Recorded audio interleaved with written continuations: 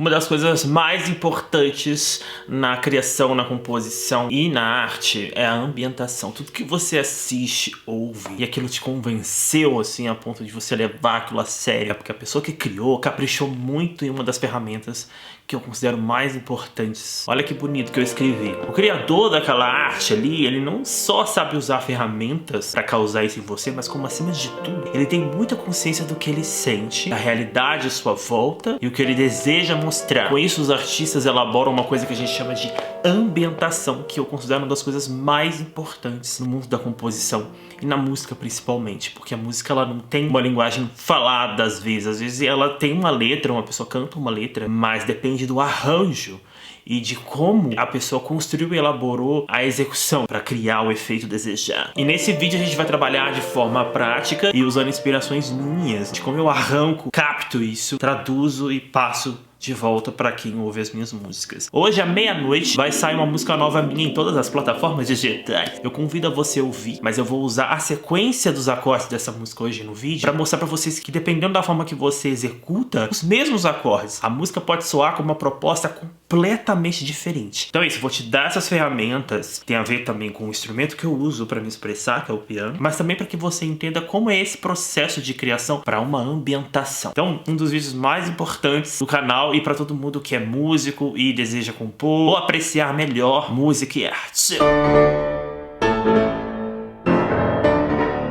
Bom, a música que eu vou lançar hoje à meia-noite se chama Uruguaiana. E de cara, né, o título de uma música causa na pessoa. A gente julga assim livro pela capa, música pelo título às vezes. Bate o olho e fala assim: ai, será que eu vou consumir isso? Para um compositor, geralmente, o título de uma música é uma coisa muito pessoal dele, é uma coisa que ele não necessariamente quer dividir com o mundo. Por exemplo, quando você pega obras clássicas que tem título descritivo, tipo Sonata ao Luar, Clair de Lune, você pensa que aquele compositor claramente estava querendo mostrar para o mundo que a música era pra lua, era pra noite. No caso do Debussy, sim, ele botou esse título, ambientou aquela bodega para parecer demais uma noite ao luar, assim, realmente, você ouve Clair de Lune, é lua, não tem o que discutir. Porém, Beethoven não colocou o nome da Sonata ao Luar de Sonata ao Luar. Isso aconteceu depois que outros artistas, ouvintes e amantes da música ouviram aquela obra e falaram: gente, isso é com certeza uma coisa pra lua, uma sonata ao luar. Isso pode ser uma interpretação do público, como pode ser uma ambientação tão fiel a isso que Beethoven nem precisou e nem se deu o trabalho de dar o título de Sonata ao Luar. Ele simplesmente absorveu, traduziu e reproduziu na composição dele algo que ele estava sentindo e querendo passar, né? Um bom exemplo, se você escuta a trilha sonora, você sente essa história mesmo antes dela começar. Isso é ambientação, meus amores. O compositor que eu adoro que faz isso é o John Williams. O tema de Harry Potter nem precisava existir Harry Potter pra gente ouvir aquilo e associar com magia. Uma boa ambientação, uma boa trilha sonora faz a obra. Então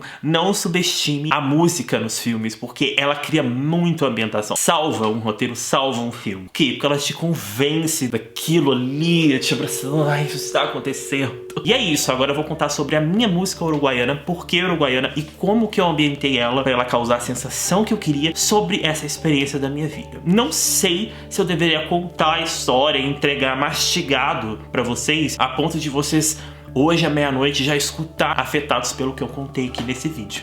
Mas eu vou contar porque a história é ótima. Mas eu já adianto que depois do que eu vivi nessa viagem em uma cidade a 3.000 quilômetros da minha, que eu fiz de ônibus e levei 32 horas pra chegar, que no final dessa história eu já sabia a tonalidade que eu ia escolher. Nada expressa mais a ambientação, às vezes até timbre em relação à tessitura e o tamanho do seu instrumento, são as tonalidades que você escolhe. Sabemos, tons maiores vão ser mais alegres e tons menores vão ser mais tristes. Isso é o básico. Mas escolher uma série harmônica específica, né, derivada daquela armadura, cria-se uma ambientação. E sim, você mudar a tonalidade de música pode soar a mesma coisa, mas a ambientação não. Cada tonalidade tem frequências, tem tempero. Nesse vídeo a gente parte para uma reflexão muito abstrata, porque eu vou começar a falar agora de inspiração. Daquilo que eu falei no começo do vídeo, de você realmente conseguir entender o que você sentiu ou o que você está sentindo para criar uma obra baseada naquilo. Por exemplo, essa viagem que eu fiz foi uma das viagens que mais marcaram a minha vida. E olha que eu sou viajada. Mas essa marcou por quê? Para começar, eu botei minha expectativa lá embaixo. Acho que o segredo da vida é você não criar expectativa que você é surpreendido pra caramba. E eu fui muito surpreendido com essa cidade. Um senhor me procurou no e-mail fazendo essa proposta de eu fazer um recital de piano na cidade dele. Tinha um salão lá com um piano muito bonito. Gostava muito das minhas interpretações, das minhas músicas. E aí, quando ele falou onde ele morava, eu fui procurar no mapa onde era essa cidade, né? Uruguaiana. Falei, gente, Uruguaiana, eu nunca ouvi falar. E aí eu olhei no mapa e falei, nossa senhora, a cidade é literalmente a mais ao sul. O Rio Uruguai passa ali e do outro lado do rio é outro país, a Argentina, e também acho que faz fronteira com o Uruguai. Então é tão longe, é tão extremo e muito no sul do Rio Grande do Sul. E eu moro aqui nos Cafundé, quase centro de Minas. Então você imagina, quando eu falei 32 horas pra chegar lá, é 32 horas de São Paulo, tá? Porque eu ainda tinha que sair da minha cidadezinha e baixar lá em São Paulo pra pegar um ônibus. E esse ônibus parava no Chile, em Santiago. E eu tava numa fase assim, gente, que eu tava nas últimas. Eu tava assim, querendo sentir alguma coisa, porque a vida já não fazia sentido nenhum pra mim. Que qualquer coisa que aparecesse eu ia agarrar pra dar um significado e me distrair disso. Pra não ter que ficar aqui dentro das minhas masmorras, né? Porque eu sempre moro em masmorra, né? Já morei naquela masmorra lá, agora eu moro em outra masmorra. Então eu já tinha colocado na minha cabeça essa tolerância de pé na estrada e me jogar no mundo pra chegar lá e fazer um recital numa cidade que eu não fazia ideia como era. Não conhecia ninguém ali. A minha ideia era essa, chegar lá, tocar e vazar. Não era a minha ideia ficar nessa cidade estranha, com um nome estranho. Era simplesmente ganhar meu cachê, tocar e ir embora. Essa era a verdade. Ai, gente, como a gente subestima os lugares e as experiências que a vida pode nos proporcionar. Bom, tem um vlog aqui no canal que vocês podem acompanhar a saga de eu ter pegado o ônibus e chegado lá. O que eu não mostrei nesse vlog foi a parte pessoal, a parte onde eu tive esse contato com um certo grupo de jovens, muitos jovens, tipo 17 a 19 no máximo, que alguma delas foram no meu show, né? Estavam presentes no recital. E resumindo, o recital foi lindo, sabe? Eu fui muito bem recebido. E isso por si só já era suficiente pra eu, né, homenagear a cidade com uma música, mas não foi isso. Eu fiz essa música pelo que eu vivi depois que eu saí, que eu toquei, meu amor. O que aconteceu? Eu saí do prédio, todo cansado, assim, já querendo voltar pro hotel. Enfim, quando eu saí do prédio, uma dessas fãzinhas que estavam no show me abordou, assim, no meio da rua, na esquina, com outros amigos, assim, uns 4 amigos. Falou, ai, Franz, o que você vai fazer depois? O que você vai fazer agora? E eu, ai, eu quero voltar pro hotel, ir embora. Pensei assim comigo, já acabou, meu cachê, meu dinheiro, tchau, Uruguaiana. Ela falou, não, porque você tem que conhecer o karaokê da cidade. Aqui tem um bar que se chama Birosca. Você vai adorar, porque além de ter karaokê, tem sinuca. Aí na hora que ela falou isso com um olhar tão singelo e tão fofo. Tão assim, sinuca e karaokê. Eu falei, gente, por que não, né? Eu vou voltar pro hotel, vou ficar mexendo no celular e triste, lembrando do meu trauma de Minas. E eu tô, tipo, a 4 estados abaixo. E tudo que eu fizer aqui será resetado. Sou uma pessoa nova e acolhida por ser Franz Ventura. Então isso que eu senti, porque ela tava doida pra eu ir pra apresentar pros amigos dela, como se eu fosse, assim, realmente famosa. Tipo, ah, meu Deus, o pianista. Eu falei, só vou voltar pro hotel, botar uma roupinha e vou. Fui pra essa birosca, cheguei lá, eu avisei que eu tava chegando, a menina tava esperando na porta. Falou, nossa, que eu vou te apresentar, não sei o que, não sei o que, não sei o que. Entrei lá, era um casarão antigo, com uma baladinha mesmo, luzinhas, uma TV com karaokê e mesas de sinuca, assim, nos cômodos desse casarão. E de pessoas jovens, descoladas. Aí eu já percebi que era o bar de diversidade da cidade, a bolhazinha daquela cidade, daquelas pessoas que todo mundo ali se conhece. Logo que eu entrei e comecei a interagir e todo mundo me cumprimentar, eu percebi que era um pessoal com a cabeça boa, assim, sabe? Comunicativos e acolhedores e, acima de tudo, eles eram muito físicos. Eles abraçavam muito, eles eram muito... E eu sou uma pessoa que gosta disso. Pra eles, eu já tava fazendo parte da turma ali, jogando no sinuquinha e cantando Barbie Girl com a menininha lá. Tava super divertido, gente. E não imaginava que eu ia me envolver tanto e ia me apegar tão rápido a eles. E era uma turma grande, assim. Todos ali estavam interligados por amizades de tabela. E outra coisa, eles tinham tanta personalidade, cada um ali, que pareciam personagens de uma série de sitcom, assim. Todos tinham uma fofura própria, um dilema, uma história entre si. Aí eu, né, o senhor de 30 e tantos virou o tio, né, que dava conselho. Somando ao fato de que eu estava numa fase péssima de depressão, isso me resgatou. Eu falei, gente, eu tô feliz. E olha que eu não fico feliz há anos. E é muito, assim, impactante você sentir um sentimento que é tão bom e grande, que é felicidade, e perceber que ela só entrou ali naquele momento e você tá bem. Na hora que eu percebi que eu tava bem, eu falei, gente, é aqui que eu tenho que ficar. porque eu vou ficar onde eu estou bem. Porque eles falaram que eu tinha que ir num grupo de cinema, que eu tinha que conhecer a orla do Rio, que inclusive é a capa do meu single. Tinha um pôr do sol bonito. Só rolê saudável, rolê na rua, rolê de andar em grupo. A última vez que eu vi isso foi nos anos 90, onde a gente não tinha iPad, esse TikTok pra ficar rolando pra cima. A gente fazia essas coisas reais, tempos de qualidade e amizade. Todo dia. E a cidade é o quê? Pequena, sem nada pra fazer, porque não tinha nada pra fazer lá. E justamente por isso, tinha uma energia e um embalo, assim, de filme de amor de verão. Foi um dos melhores dias. Essa festa do pijama num hotel, que eles me falaram, aqui tem uma pizza de 4 metros, a gente pede, chama todo mundo. Detalhe, cada dia que eu passava lá, era um dia que eu tinha que adiar a passagem de volta. No final, eu acabei ficando 21 dias lá. Eu tive que ficar 2 dias. Eu ia criando uma relação muito profunda com cada um deles. Tinha afeto, tinha preocupação, tinha muita troca. Fora as atividades, eu acho que eles serem muito animados e unidos em rolezinho legal, fofo, singelo e simples de encontrar na praça, de pular corda, gente. Quem que encontra segunda-feira pra pular corda e andar de patins? É só lá, cara. Quando eles já estavam na porta do meu hotel pra fazer alguma coisa aleatória. E eu ia por quê? Porque eu estava me sentindo bem. Essa era a questão. E aí chegou o último dia, o dia de eu ir embora, que foi um dos dias mais tristes, né? Foi muito triste a despedida, gente. Eu tive essa ideia, né, de levar eles pra Argentina, porque é uma ponte de distância, 10 minutos da casa deles. E eu falei, nossa, vocês devem ir pra Argentina direto, né? Porque só atravessa a ponte. Aí eles, não. Eu falei, mentira que vocês nunca foram pra Argentina, é ali do outro lado do rio. Eles, porque eu preciso de passaporte. Eu falei, que passaporte, gente? Eles vieram e falaram, eu não sabia que dava pra entrar com a carteira de identidade. Eu falei, dá. Aí eu chamei uns 3 táxis, assim, falei, enfiei todo mundo nos táxis. Falei, vamos tomar sorvete na Argentina. No último dia, para a gente fazer o último dia ser o mais incrível. E aí todo mundo foi assim, com a boca aberta, né? Que eu vou pra outro país. Gente, do outro lado da ponte. Tem diferença, né? Você atravessa a ponte, é perto, mas assim, já é outra cultura. É outro país, outra língua, é outra placa de carro. Um monte de coisa que eles nunca viram. Então assim, eu sou muito alfa e líder, né? Eu falei, aqui a gente vai fazer isso, vai ali, vai ali, vai ali. E a gente jogou a noite inteira, aí comeu pizza, aí tomou sorvete. Aí no final eu levei eles pra essas lojinhas de souvenir pra comprar um chaveirinho pra cada um. Foi muito fofo. Aí na volta eu voltei com essa menina, que foi a primeira menina, né, que me chamou ali na esquina. E aí eu falei pra ela, nossa, é muito longe Uruguaiana. Eu tive essa sensação porque eu tava na ponte. E aí eu vi o reflexo da lua, assim, vi, gente, caraca, eu tô longe de casa. E eu vou voltar pra minha casa amanhã. E aí eu não sei quando eu vou voltar pra essa bodega desse lugar, porque é muito longe. Eu meio que desabafei assim no táxi. E a menina deslanchou a chorar do meu lado. Eu fiquei com muita dó, porque ela realmente ficou muito minha amiguinha, sabe? Quem me conhece mais profundamente sabe que eu perdi minha irmã. E essa menina também chamava Luísa, né? Que é a minha irmã chamava Luísa. E com certeza, parte do peso que eu dou a essa história é meu apego por essa menina, que faz muita falta pra mim, que é minha irmã.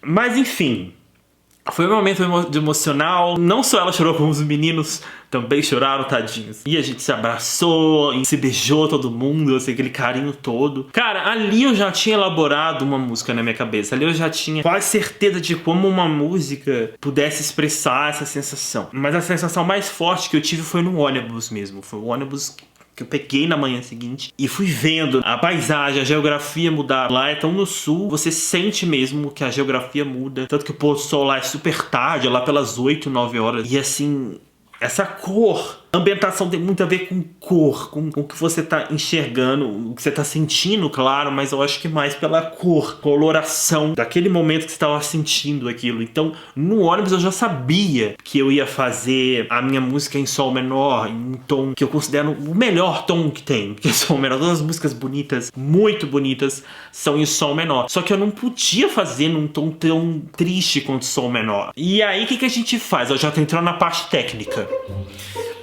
A gente usa relativa maior. Todo tom tem o seu tom relativo, o seu antagonista, o seu gêmeo bom e o gêmeo mau. E não é literalmente ele menor ou maior, tipo, o relativo de dó maior é dó menor. Não. Tem a ver com a armadura e a série harmônica que ele, né, herda. E você que estuda escalas sabe que cada escala tem uma quantidade de sustenido e uma quantidade de bemol específica, seguindo essa série harmônica, né? Esse ciclo, né, que a gente fala. Então, estudar a escala e tonalidade é primordial para você entender composição, pra você criar e entender a ambientação. Então, na hora eu pensei, fazer uma música que impacta saudade, impacta melancolia contemplativa de algo bom, doce, profundo, bom, contemplativo e de saudade. Como que chega nessa ambientação, sabe? E eu falei, com certeza eu vou precisar usar esses dois tons ao mesmo tempo, de alguma forma, né? Que é o maior e o relativo menor. Só o menor já era a ideia, só que eu não queria uma música triste. Então a gente usa a relativa maior. E a relativa maior de Sol menor é Si bemol maior. E esse aqui já é o Sol menor. Mas aí o que eu tava falando no começo do vídeo? A ambientação não depende somente do tom. Tom é uma escolha inteligente, uma escolha de tempero. Só que isso que vocês ouviram, essa coisa aquática, ecoante, distante, porque isso aqui é a coisa mais distante que vocês ouviram, eu tenho certeza. Em terras distantes, não parece isso? E o que foi preciso para chegar nesse efeito? Aí já é uma execução técnica, que eu precisava arpejar, molhar o pedal do meu instrumento ao máximo para isso ecoar, porque é uma sequência de acorde ali que se resolve na relativa menor. Si bemol, Fá maior, que é a quinta, e depois eu volto pro Si bemol, e depois eu uso lindo Sol menor. Eu comecei na tonalidade que eu escolhi, que é o principal, Si bemol maior, que eu escolhi por não ser triste, mas ter, né, esse peso de saudade. Eu já sabia que eu precisava manter algo ecoando, algo que eu tô afastando daquela cidade. E esses arpejos que eu usei aqui com Kelteras de 3 é muita nota, né? E são as mesmas, elas só estão repetindo. Então por que eu escolhi só esses poucos acordes minimalistas? Primeiro porque eu tô numa vibe minimalista, foi uma escolha minha, de compositor. Não é uma fórmula, ninguém precisa seguir a minha linha de raciocínio. Eu estou vivendo uma época minimalista. Poderia ter feito a música de Uruguaiana completamente biscoiteira, como na época que eu fazia lá em 2013 no meu primeiro álbum, que vocês amam. Mas eu tô nessa fase e porque eu tô muito mais introspectivo, melancólico, depressivo. Eu tô vendo muito mais simplicidade nas coisas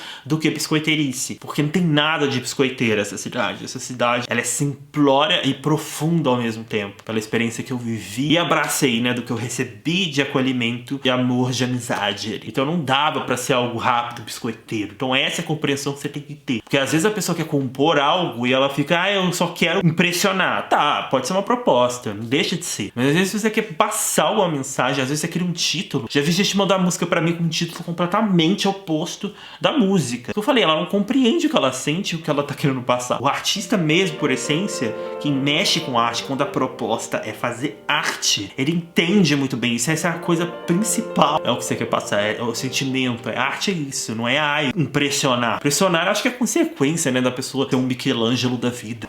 Aprimorar a técnica, aprimorar a ferramenta que você usa é importante para reproduzir, né, projetos ambiciosos, projetos onde você vai precisar trabalhar muito isso para alcançar o objetivo. Agora, esse objetivo aqui era ser introspectivo, ecoante, melancólico, saudade, distanciando de uma estrada de 40 horas ali de contemplação e saudade. E eu acho que atingi isso assim perfeitamente. Então, aproveitando o gancho de ambientação e exemplificando, vou usar esses mesmos acordes e mostrar para vocês como eu posso mudar completamente a ambientação se eu reproduzir esses mesmos acordes aqui em um estilo diferente, uma reprodução diferente. Posso fazer ela ficar dançante.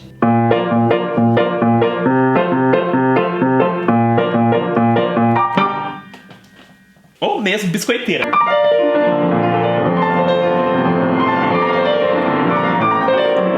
Quero ambientação de terror, de saudade, de amor, de ódio.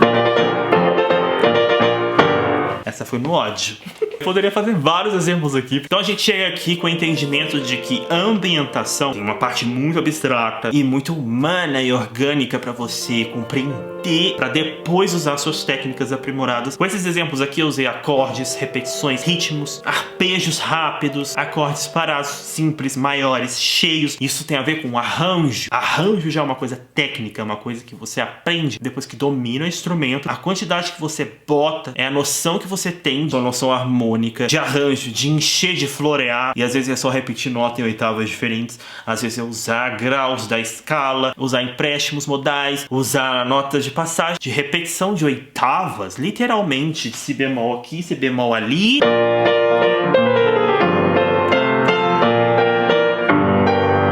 A movimento das sensações, no caso a minha, é aquática, é Rio, Uruguai, Ponte, Choro. Muito diferente de fazer. entenderam, botaram em prática, né, a sua técnica, o seu domínio de instrumento, enfim, tudo isso você aprende aqui no meu curso de composição. Se você quer aprofundar mais do que eu tô contando aqui, clique no link da descrição e adquira o meu curso de composição hoje, porque você formando nele, você entra no meu grupo do WhatsApp e lá você vai trocar figurinhas comigo e muitos outros compositores pra sempre. Curso vitalício, vale a pena. Bom, pessoal, espero que vocês tenham gostado. Eu encorajo vocês hoje meia-noite a ouvir a minha música uruguaiana em todas as plataformas digitais. Eu tenho certeza que vocês vão adorar o final. Compartilhem e apoiem música independente, compositor de música erudita contemporânea. E ouçam com fone de ouvidos, de preferência numa viagem, numa estrada, porque vai combinar muito na ambientação daquele momento. Então é isso, né? Beijo do Franz.